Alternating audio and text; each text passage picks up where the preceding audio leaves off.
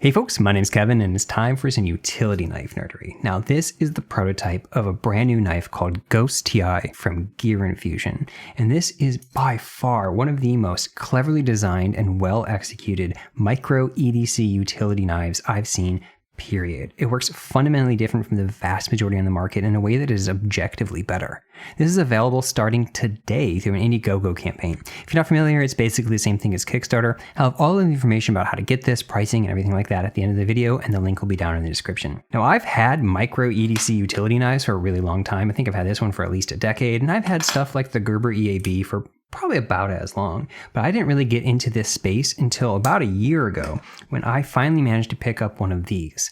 This is the Snex Mono V3. The problem is that I really liked this, and well, I think it's fair to say it was a pretty slippery slope. The reality is there's even more scattered around somewhere. I can't find them all, and they also wouldn't all fit on the screen at the same time. So anyway, my brain got kind of obsessed with these for two main reasons. The first is that I found I just really liked using them. The vast majority of the cutting I do in my day-to-day life is utility cutting, and so these are literally designed for the type of stuff I do the most. I love how thin and slicey they are. I love that they got the low down tip. They're basically a reverse tanto, very similar to the kind of Wharncliffe and sheepsfoot blades that I like in full-size knives. I also love how non-threatening these are. You can take something like this out in basically any audience and no one's going to give a crap. I also love that you don't sharpen them. I kind of hate sharpening. I've got a knife sharpener. I can do it. I'm okay at it, but I don't like doing it. And so the fact that you can just swap in a new blade is really pretty enticing to me. Also, the fact that you can swap in weird other blade shapes, stuff like this. Yeah, we'll talk about that a little bit later. But the big reason why I got obsessed with these is because the vast majority of the ones that you actually see, the ones that people talk about, the ones that are most common, the most popular, they all kind of look the same. They blur together for the most part. And when my brain sees something like that, when it sees something where you have to really look at the small details to even tell them apart, let alone which one would work better, let alone better for your particular needs, ooh, it gets excited by little puzzles like that. So I started to dig in. I wanted to figure out what all is out there, how do they work, and what actually makes them different from each other. But I needed parameters, I needed constraints, because there's a million of these out there, especially if you're willing to buy the really cheap, crappy ones that are no branded and just on Amazon somewhere or at your local hardware store. And so I tried to focus in on a couple of parameters. The first is I wanted to focus on like small one-man shops, garage shops, things that are actually made in-house, or things that are made in the US, things that are made in something comparable, like this one here is made in South Africa, or ones that even if they are made overseas are like designed in the US by the engineer type people that are small one-man companies, that kind of thing. I also wanted to focus in on things that are ultra minimalist. There's a whole lot of utility blade knives out there that are giant hulking things, or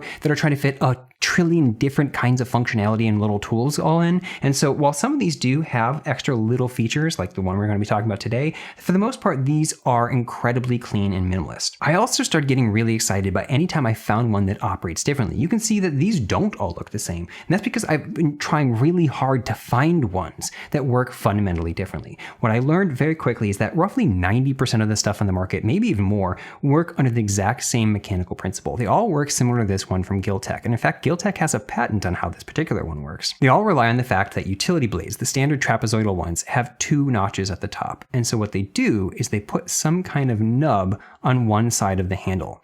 And then they use something, usually a bent metal spring like this, or in some cases magnets, to push the utility blade up against that side that has the nub. That's what holds it in place in the closed position. It can't slide past that.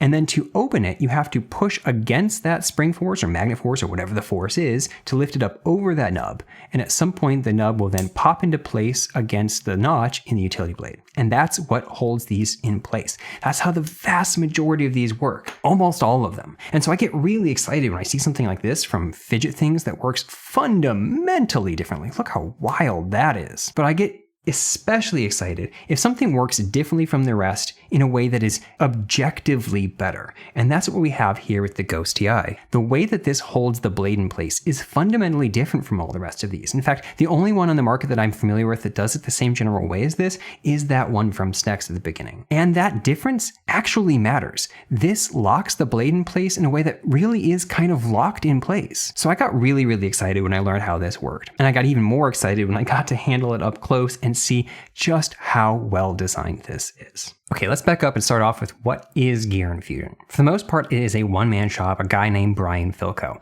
I believe his wife helps run things as well, and it's entirely possible at this point that he has some extra employees to help him out, but for the most part, it is a guy named Brian. He first came across my radar when I learned about this. This is the Ever Ratchet. This is a incredibly well-designed EDC multi-tool. It packs a ton of functionality into an incredibly small space, but its killer feature is this patented ratcheting bit driver. It holds the bit in place and it's so freaking clever. Now, I did a full small details review covering all of the fun little stuff going on inside this and the more recent version of it. They still sell both, but they have an updated version that doesn't require the O-rings about a year ago on the channel. I'll link that below. I even ended up doing a giveaway because I just thought this was so cool that I wanted people to experience it. And I was already a fan of him and his products by the time that I learned that he's actually a friend of a friend. And as a result, I actually got to play with an even earlier prototype of this when my friend Dan and I met up this last April. So huge thank you to Brian for sending this my way. It is so incredibly cool to get to check out. So let's start off by talking about how does this actually work? How do you operate it? What makes it different, and not just different, but better than the competition? I said a moment ago that the vast majority of these work by having some kind of nub and some kind of force thing, usually a spring, sometimes magnets,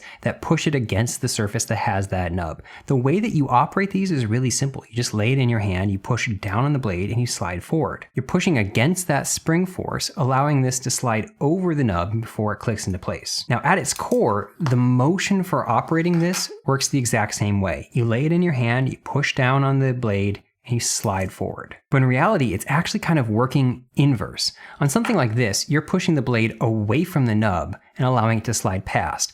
On this, you're pulling the nub away from the blade and allowing it to slide past. Because the way that this works is kind of almost like a frame lock.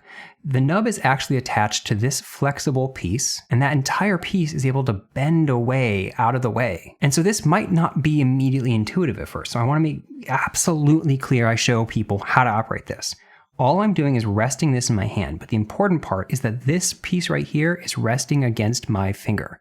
Now, this is the natural way I would do it anyway. I'm not having to contort and do anything kind of weird in terms of my grip. This is how I would want to open this. It just happens to also be the perfect way to open it, because this resting on my finger means that when I press down on this blade, I am pressing down against this part. And since it's flexible, it's bending away. Can you see that? I'm not going out of my way to intentionally pull this over. It's just naturally what happens when I push this down against my hand. And so at that point, the nub is pushed out of the way and I can slide this up past it. Now I can choose to let go now and that nub will engage with this first slot. Or I can keep going and extend it a little bit further. Now to close it, you can do the same thing. You can just push down like this and slide backward, but there's an added benefit. The fact that you are taking away the thing that is providing tension against the blade means that you can do this really cool thing that he's calling gravity drop. You hold it in your hand like this and push these two pieces apart and the blade just falls down in. It's really fun. It's really easy, and it's probably the way that I close this almost 100% of the time. And it's something that you just can't do on something like this. The only way that you're able to clear the blade on this is if you're actively maintaining tension and a pressure against that spring. You have to push in and pull back on these. On this one, you can optionally do it if you want to. That's so much more fun. Now I mentioned that the only other one that works like this is the Snex Mono V3, and it does. It generally works the same way in terms of how it keeps the blade in place. It's got a frame lock style lock bar where the nub is attached. You push it against your finger to bend it out, you slide that past, and that's what locks it in place. You can even do the same kind of gravity drop thing.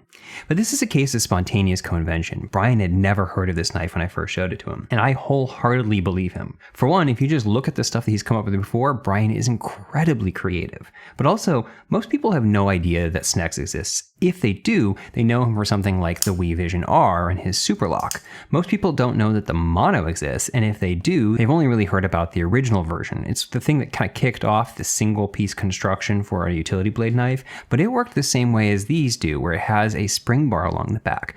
Almost nobody knows that he made a new generation of this with a totally new lock format. He made so few of them and they were wildly expensive. This cost me $285. And also, did you hear that?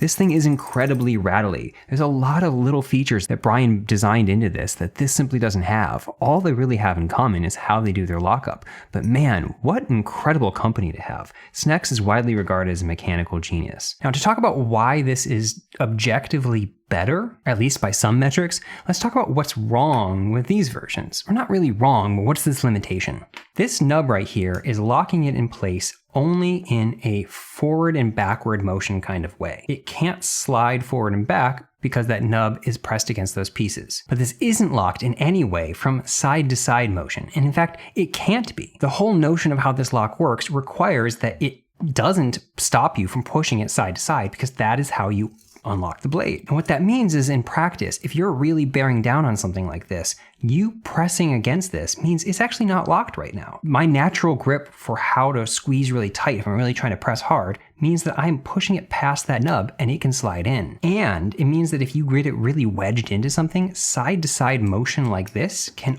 also unlock the blade.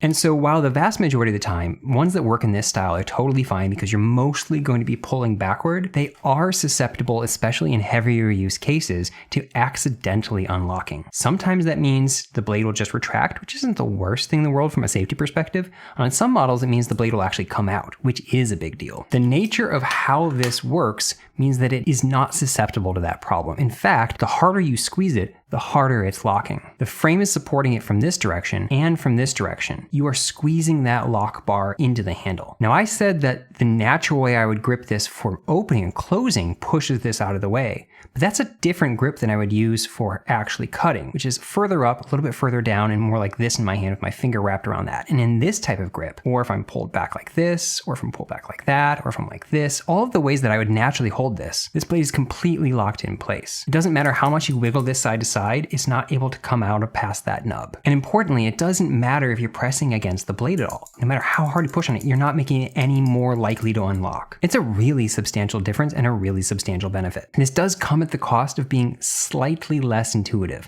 Once you figure out how to do it, it is completely effortless. It is so easy to manipulate. But this is the kind of thing where if you hand it to someone who has never experienced something like this, they might not understand how to open this at first. They might sit there for a while and wiggle at it. Whereas something like this is kind of immediately intuitive and kind of foolproof. I don't know if this is even a real concern, but if you are the type of person that's going to be handing this off to total strangers on a regular basis, maybe that actually makes sense in your life, you will have to spend a moment and teach them how to do this. It is absolutely easy to do, but it does take at least a little bit of learning. Okay, now that we're past the fundamental way that this operates, let's talk about all the little tiny details that makes this stand out in general. Because what I've found is that even for the kind that operate like this, there's a lot of little tiny things that fundamentally change the experience of using it. And they've covered all of those little details over here. This thing is incredibly well thought out.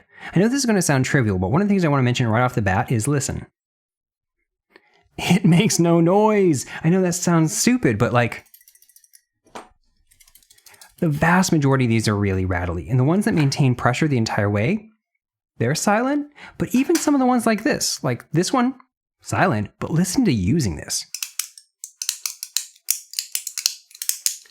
My God, it is so crackly and rattly. And so the fact that this is completely silent in your pocket or on your keychain and reasonably quiet in use, that actually makes a big difference from a quality of life perspective. Another thing you'll notice right off the bat is that sliding this out is really, really smooth and easy. On a lot of them, especially ones like this, they have a little bit of a break-in period because you're rubbing the blade against this bar. And so at least at first, it's a little bit scrapey. Even right now, it's still a little bit scrapey. Part of the reason why this isn't is because all of the force is being applied to just these two little bars. Let me take the blade out real quick and show you what I'm talking about. They've designed in these little ridges on this side and corresponding ridges on the other side as well. And all of the force against the blade is against these surfaces. Now, I brought that up in the context of friction because these surfaces are shiny and it means that you're not rubbing the entire blade along this entire spot. So it results in a lot smoother experience, but it also has another really important benefit. If you notice, the part that's actually riding on this is in the center up here, away from this edge.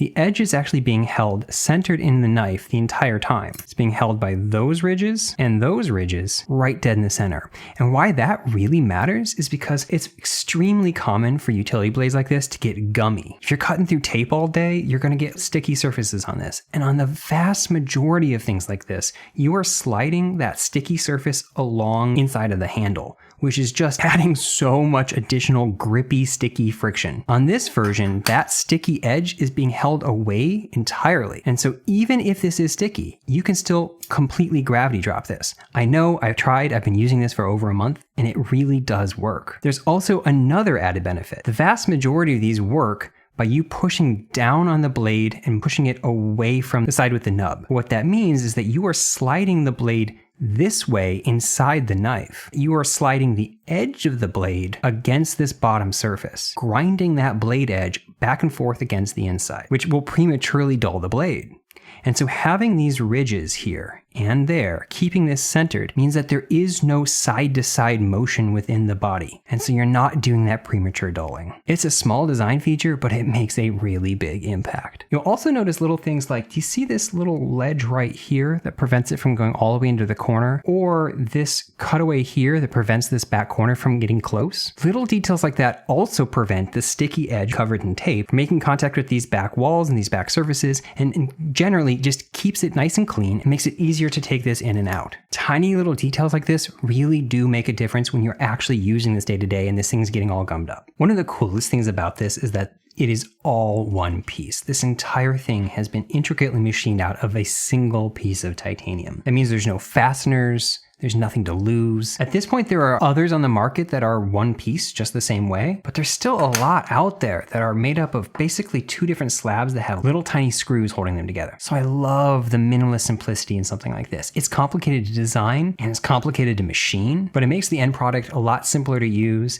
and a lot more reliable. There's other great little details, like he added these tiny fins right here to block these parts that would otherwise be able to snag as you bring this in and out of your pocket. This is the kind of thing that's really fun to look at for all the little details, because there's just so many tiny little surfaces here. And look at this. Every single possible place that could be chamfered is chamfered. There are no sharp corners or sharp edges anywhere.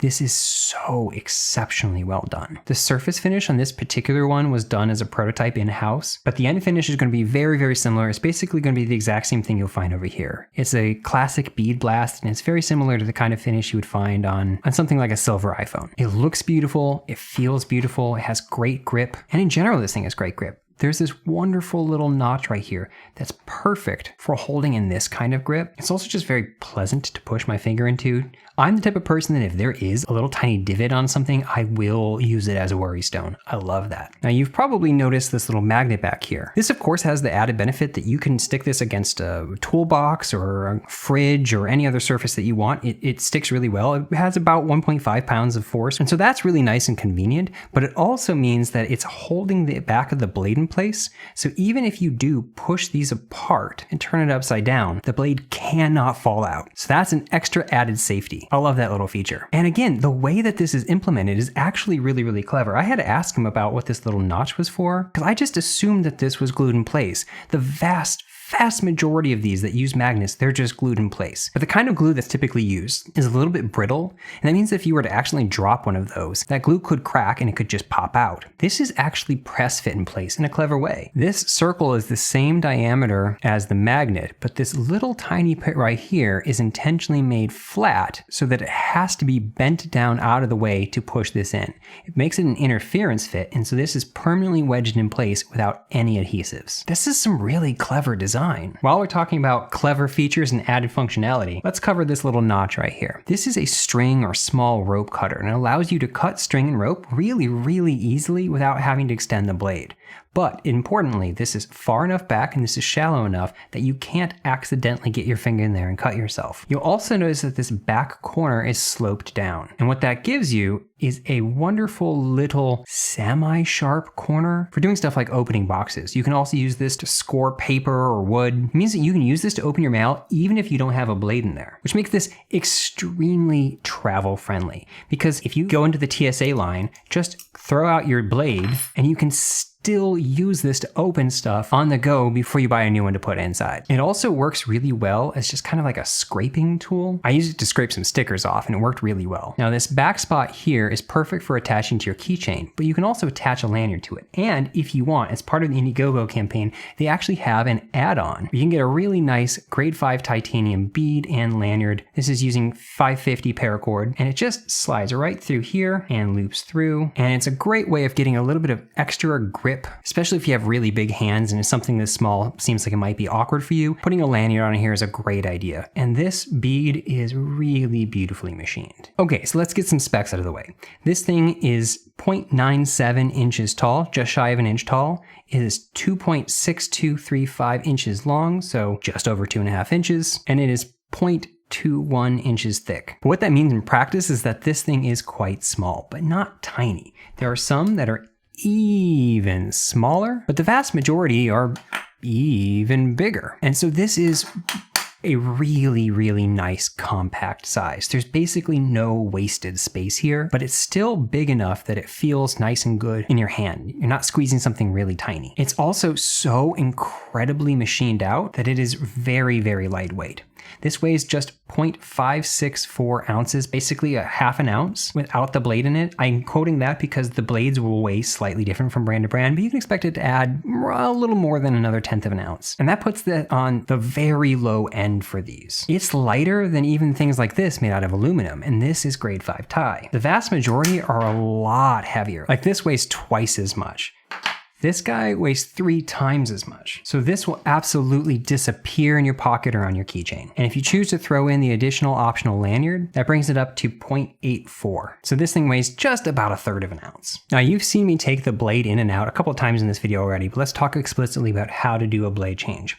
Basically, it's just the same thing as extending it. You just go past this second notch. You just keep pushing and it comes right out the front. It's that incredibly easy to do. And this is a good time to talk about the blades in general. Now this one shipped to me with a generic blade. I don't know what they're going to ship with for actual customers because again, this is a prototype. This whole time I've had in here a Tajima V-Rex 2, in part because this is one of my favorite utility blades, but also because the black coating gives good high contrast for a video like this to make it really clear what part's the blade and what part's not. But I've tested this with a ton of different kind of utility blades and it works with all major replacement utility blades on the market. So if you have a favorite or if you bought a 100 pack of something at some point, it's almost guaranteed to work. And that's true for even some of the oddball ones out there. So for example, one of my favorites is like these hawkbill blades. These are primarily marketed at like carpet cutting or carving and woodworking, but it works perfectly fine in a knife like this as well. It looks like that.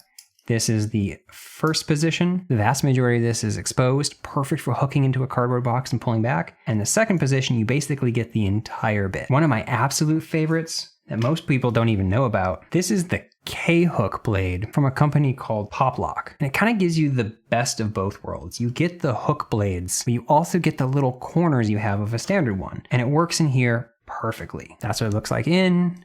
That's what it looks like at the first position. So you basically have the traditional style blade at that point. And in the second position, you've got that recurve hook. This is one of my favorite blades. And so I was really pleased to see how well it worked in this too. So that's a good cue to talk about how far does it stick out. Technically, the length of these utility blades varies slightly. The weird thing is that there is no actual standard. I was really expecting there to be some kind of ISO standard, but instead they all just kind of follow roughly what Stanley and companies like that do. And so the overall length of these varies from roughly 59 to 61 millimeters. So how far this sticks out is going to depend on which utility blade you're actually using. But in general, in this first position, it's going to stick out almost exactly ½ an inch, which is plenty enough for opening boxes. And in the second position, it's going to stick out somewhere between 0.72 and 3/4 of an inch. And this is pretty standard for how almost all of these work. If they have 2 positions, period, that's roughly how much you're going to get from each of those 2 positions. Although some of them only have a single position, so it's actually really nice that this gives you that kind of versatility. There are definitely times when you would want a smaller amount sticking out so you don't accidentally puncture something, but there's also times where having that little bit of extra blade really does help. So let's talk final thoughts before we get into how to actually buy one of these. At this point, I have tried so many of these, and there's really big differences between them. Even when they look the same, some are much easier to use than others, and there's also little stuff like maybe the core functionality works fine, but there's little sharp corners in places. or just little things that you wish were different. There's none of that here. This is so exceptionally well thought out. Every tiny little detail has been poured over, and the execution is fantastic. It looks great, it feels great, and it works so well. And it's just fun to do that. It's one of the slimmest, lightest, most compact, and easiest to use. And it's one of the only ones on the market that has a genuine locking blade, where the more you grip it, the harder it locks. Blade swapping is a breeze and works with basically every utility blade you might want to swap in there. I have always been a fan of Brian's designs and really impressed with the clever ingenuity he brings to things, and this is no different. I think if you're in the market for one of these utility blade knives, or if you thought it might be a good addition to your EDC, you're going to want to check this out. And to do that, eventually these will be on gearinfusion.com. But for now, starting today, these are available through an Indiegogo campaign. The link will be down in the description, and it runs for 30 days. This is Gear Infusion's 8th time launching a product this way, and they have delivered all past campaigns on time. So if you're wary at all about a pre-order, this is not their first rodeo. The price on these is going to be $50. If you want to add on this lanyard and bead, it's an extra $10. And that makes both of these things really competitively priced. The vast majority of the utility knives in my collection cost well over $50, even if you're just limiting the ones that are made overseas. And I like this one so much more than the vast majority of them. And I think you will too. Huge thanks again to Brian for letting me check this out. And thank you all for watching. I'll catch you all next time.